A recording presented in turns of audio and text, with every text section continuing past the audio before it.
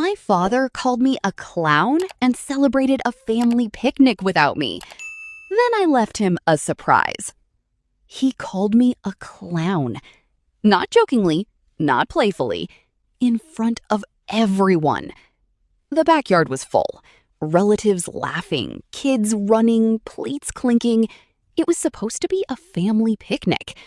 Funny thing is, I didn't even know it was happening until I saw the photos online. And there he was, my father, grinning ear to ear, one arm around my brother. The caption?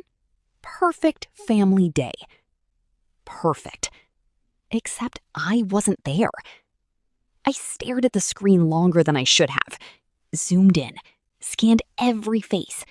My aunt, my cousins, even neighbors. Everyone except me. That's when my phone buzzed. Dad. I almost didn't pick up. Almost. "Hey," I said, trying to sound normal. His voice came through already annoyed. "Where are you?" I blinked. "At home?" A pause, then a scoff. "Of course you are." Something about the way he said it stung. "I didn't know there was a picnic," I said carefully. Another pause, then laughter. Actual laughter. "Well," he said, "you always make things awkward. Thought we'd skip the circus this time." The circus. Me. "You mean me?" I asked, even though I knew. "Don't start," he snapped. "You're too sensitive. Always have been. It's exhausting." I felt something twist in my chest. "I'm your daughter," I said quietly. "And you act like a clown," he shot back. "Always dramatic. Always making everything about you." That word again. Clown. I swallowed hard. "So you just didn't invite me?" "We wanted one peaceful day," he said flatly. "Not everything needs to include you." That was it. That was the moment something inside me didn't just break, it shifted. Because this wasn't new. This was a pattern. Birthdays I wasn't told about. Group chats I wasn't in. Family decisions made without me. And every time I spoke up, I was dramatic. I was too much. I was the problem. I ended the call without another word. Sat there in silence. Then I opened the photos again. Zoomed in on my father's face. Happy. Relaxed. Proud. Like I had never existed. A strange calm washed over me. Not anger, not sadness. Clarity. If I was the clown, then maybe it was time to stop performing. Maybe it was time to leave the stage entirely. I stood up, walked to my desk, and opened my laptop. There were things they didn't know. Things I had done quietly, while they laughed. Accounts, papers, decisions. All in my name. All untouched by them. For now. I smiled. Not the kind of smile you show people. The kind you keep to yourself. The kind that means something is already in motion. They thought they had a perfect family day. What they didn't know was that it would be the last one they'd ever have like that. Before I continue, tell me, what time is it for you right now? And where are you watching from? I'm honestly curious. Because what happened next, it wasn't loud. It wasn't dramatic. It was quiet, precise, and it changed everything. The next morning, I didn't cry. I didn't call anyone. I didn't even replay his words again. Clown. It felt small now, because I finally saw something I hadn't before. They only had power over me because I kept showing up. I kept trying. I kept begging to belong. That ended the moment he laughed. So instead of reacting, I acted. First, I opened the shared property file, the one my father always bragged about. Our land, our legacy. Funny thing, legally, it wasn't fully his. Years ago, when he needed help securing a loan, he had added my name to the documents. Just temporary, he said back then. Family supports each other. I supported. He forgot. I didn't.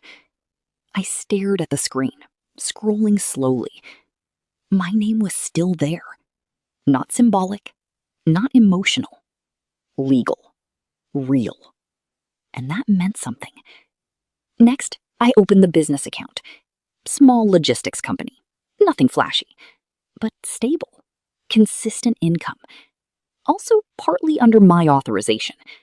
Because, again, when he needed something, I was family. When I needed respect, I was a clown. I let out a quiet laugh. Not bitter, just done. I made a call. "Hi," I said calmly. "I'd like to review the account permissions and initiate a structural change." The man on the other end hesitated. "Are you authorized?" "Yes," I said, already knowing the answer. I heard typing. Then silence. Then, "Yes, you are." Of course I was, because while they excluded me from picnics, they forgot I was still inside everything that mattered. By noon, the first change was done. Not huge, not loud, just enough. Access, limited. Notifications, redirected. Small shifts that wouldn't be noticed immediately, but would matter soon. Very soon. My phone buzzed around 3 p.m. Dad. I let it ring. Then again. And again. Finally, a message. "Did you touch the account?" I smiled slightly. Took my time. Then replied. "Yes." 3 dots appeared instantly. Why? That word. Why? Like I needed permission to exist. To simplify things, I typed. A call came immediately. This time, I answered. "What did you do?" he demanded. His voice wasn't calm anymore. "Good." "Nothing you didn't allow me to," I said evenly. "Don't play games," he snapped. "Fix it." Fix it?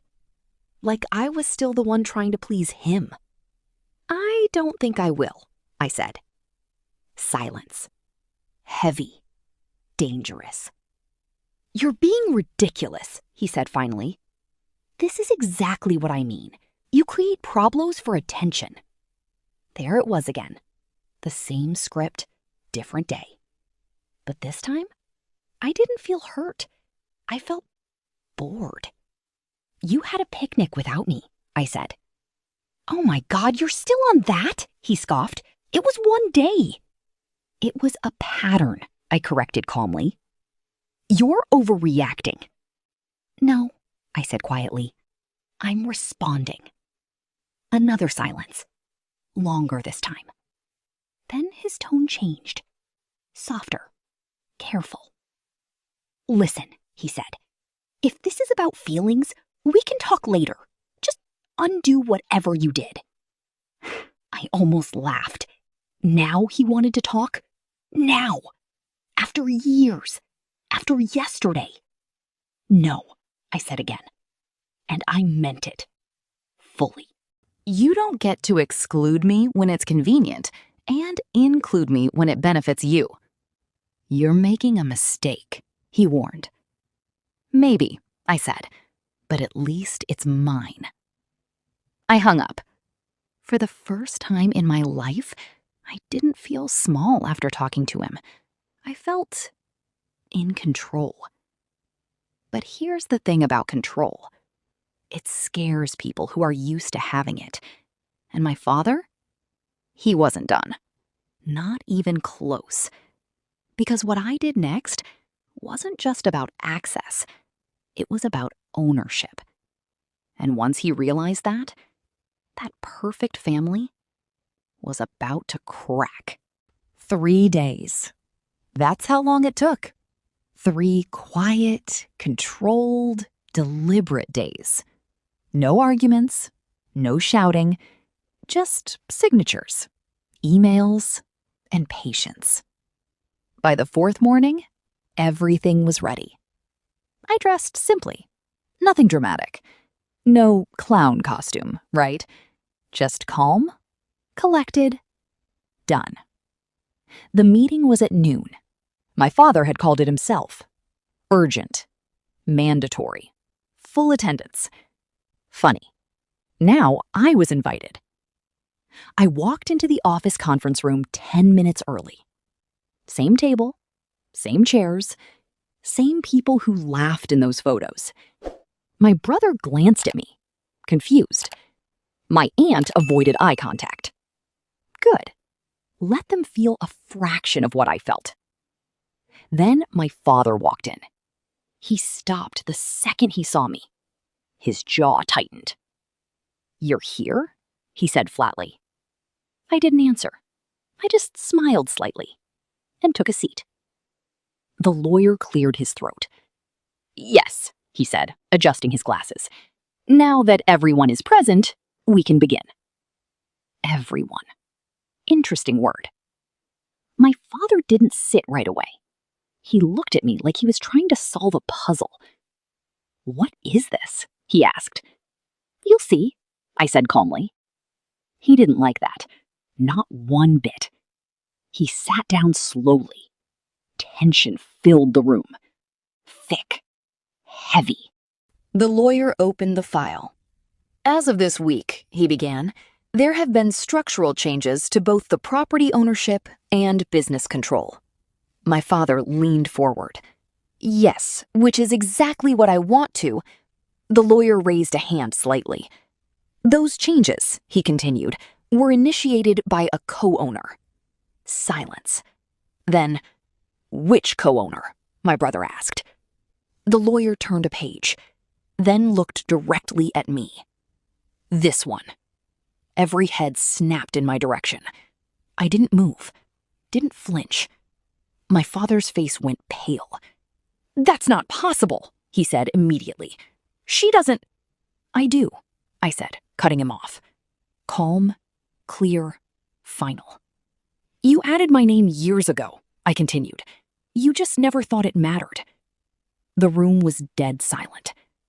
The lawyer continued. "Legally, she holds significant authority over both assets."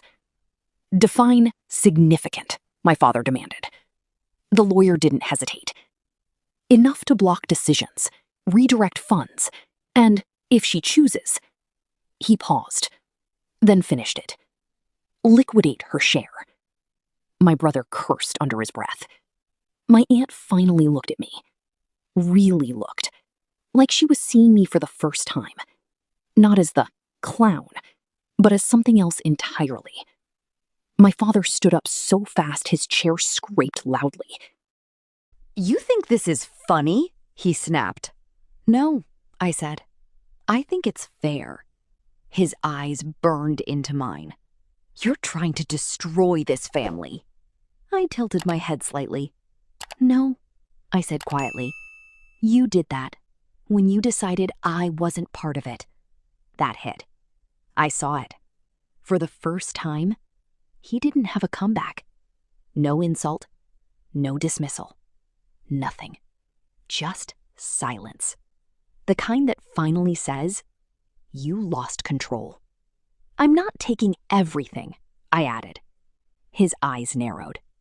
"Not yet." That word hung in the air. Heavy. Intentional. "But from now on," I continued, "nothing happens without me." No one argued. No one laughed. No one called me a clown. Because suddenly, I wasn't the joke anymore. I stood up slowly, smoothed my sleeve, then looked at my father one last time. "You wanted a peaceful day without me?" I said. "Now you get a future where I decide how peaceful things stay." And with that, I walked out. No drama, no shouting, just the quiet sound of consequences catching up. If you made it this far, you already know. sometimes the strongest move isn't loud. It's precise. So tell me, what would you have done in my place? And if you want more stories like this, ones where silence speaks louder than revenge, make sure you like this video and subscribe to the channel.